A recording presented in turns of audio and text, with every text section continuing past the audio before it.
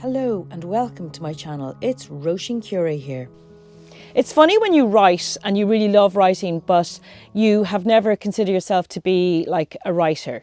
So I never consider myself to be a writer. I don't know what I consider myself to be. You know, I struggle with putting labels on myself. I don't know why, but I do. Even though I'm quite clearly certain things, by activity, but I never identified as a writer. And I was just the person who wrote emails that were too long, who wrote texts that were far too long, who talked too much. And I didn't see that as a positive thing and something that could actually take a manifestation as a writer. And back when I discovered urban sketching, when I was living on the island of Mauritius in the Indian Ocean, I also decided at the time that I would write what happened while we were there, because I felt if I didn't, then it would be lost to the mists of time, like all our memories are. And I knew it was a special time that would not happen again. We were there for 6 months with our 3 kids who were quite young at the time. But no sooner had I started writing what was happening in Mauritius while we were there, then I realised, oh my God, this is so much fun. I really, really love writing, and I haven't really stopped since. So I've been writing a blog for, I don't know, the last maybe 10 years, something like that.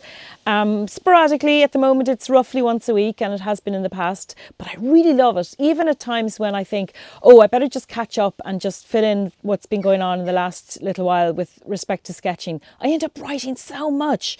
I love it. And hours have passed, and it's my great pleasure and joy when somebody gets in touch and says, I really loved your piece. That's just an amazing feeling.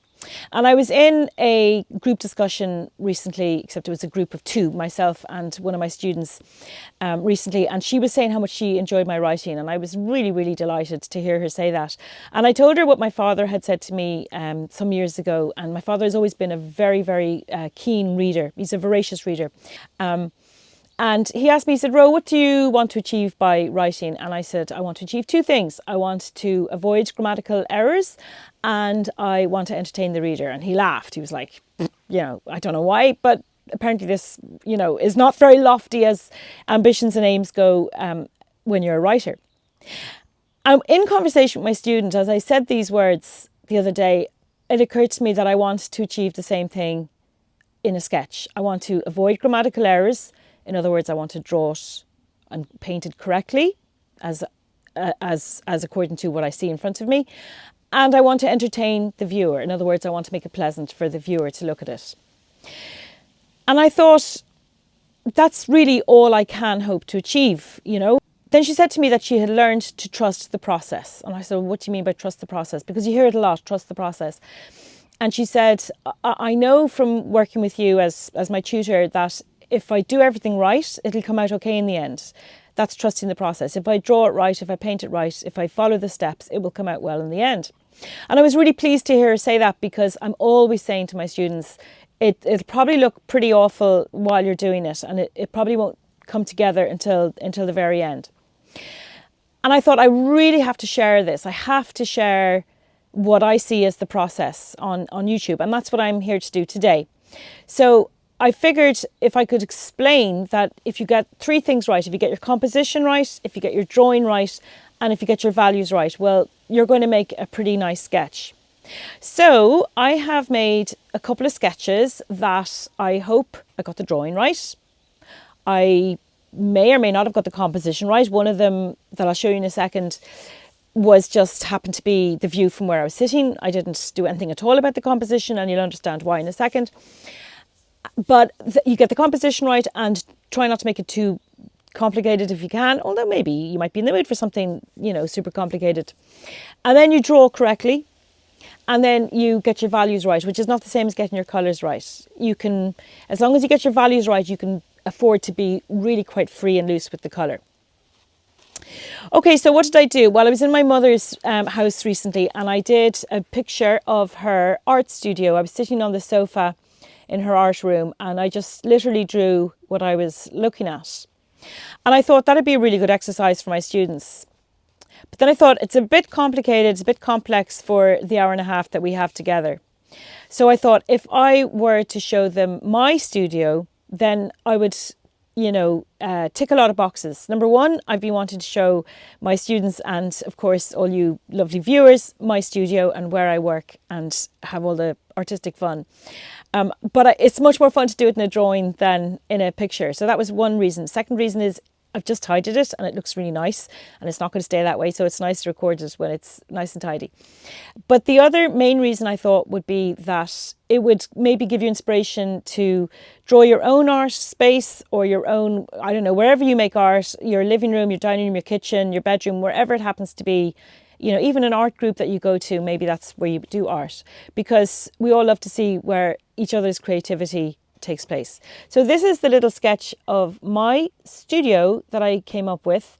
And today I'm going to show you how I did the drawing, and I'll talk a little bit about that.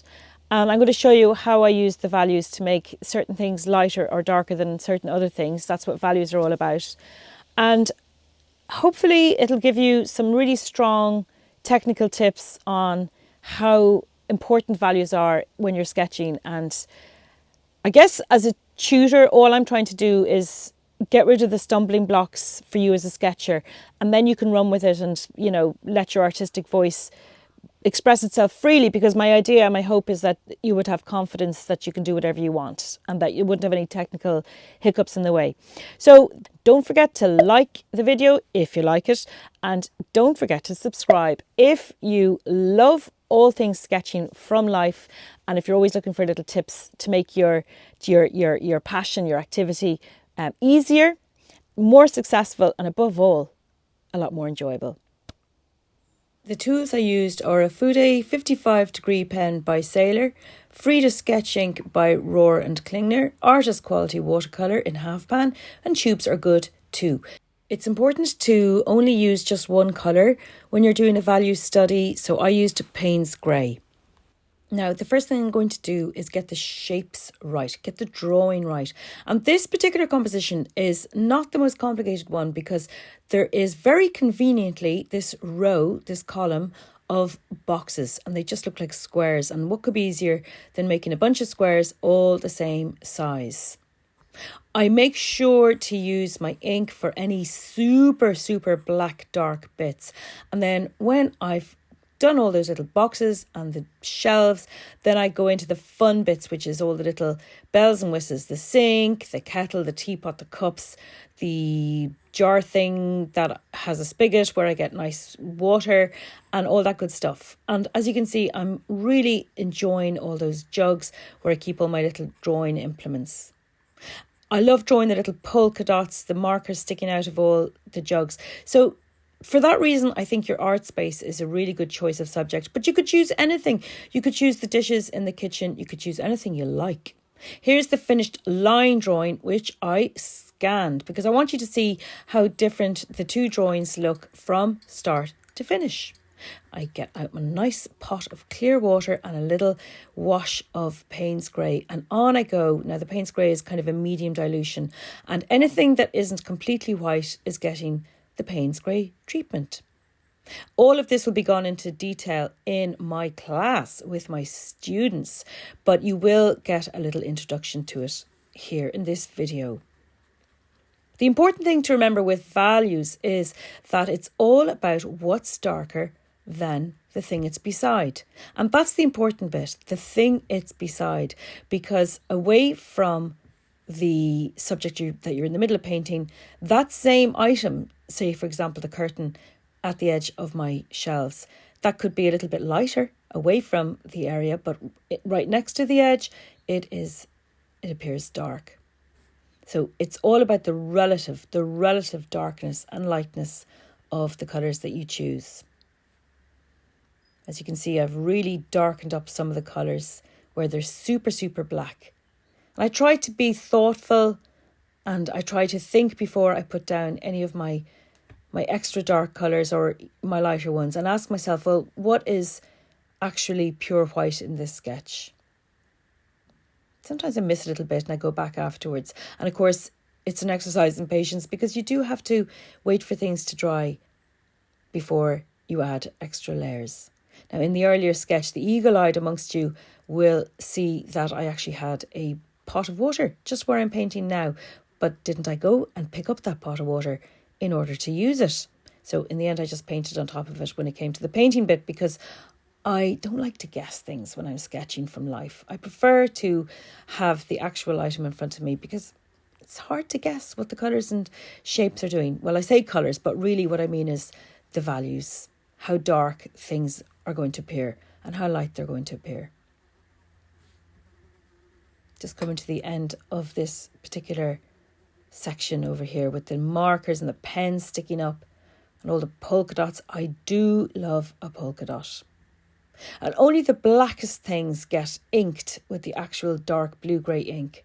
I love this colour, Frida sketch ink. And here's the finished sketch. I've used Hanamula 100% cotton A6 size sketchbook, the 250 gram weight, because I love it. It's so nice to use. Well, that's about it from me, and this is my little friend Ruben here. And Ruben is feeling quite sleepy, I think, but he's had lots of barking and lots of chasing birds and that kind of thing. So he's in a good mood, and the sun has come out and it's all very lovely. So I hope you've picked up something useful from this video on values and getting your drawing nice and strong. And I suppose the underlying idea for the drawing part is that you would make a shape and always refer to the shape that you've just drawn, to refer to it and keep it, I have to hold Ruben's head up to stop him falling asleep, and refer to it to keep your drawings nice and sort of on the straight and narrow. Values, of course, are such a useful way to make your sketches look really real and alive. So, so good luck with all of those and your sketching activity, and I really look forward to seeing you soon, and thank you so much for watching. See you next time.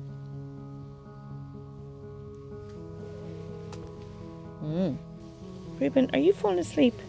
Are you falling asleep? This is the bonus fluffy sleepy dog content for all of you hairy Jack Russell lovers out there.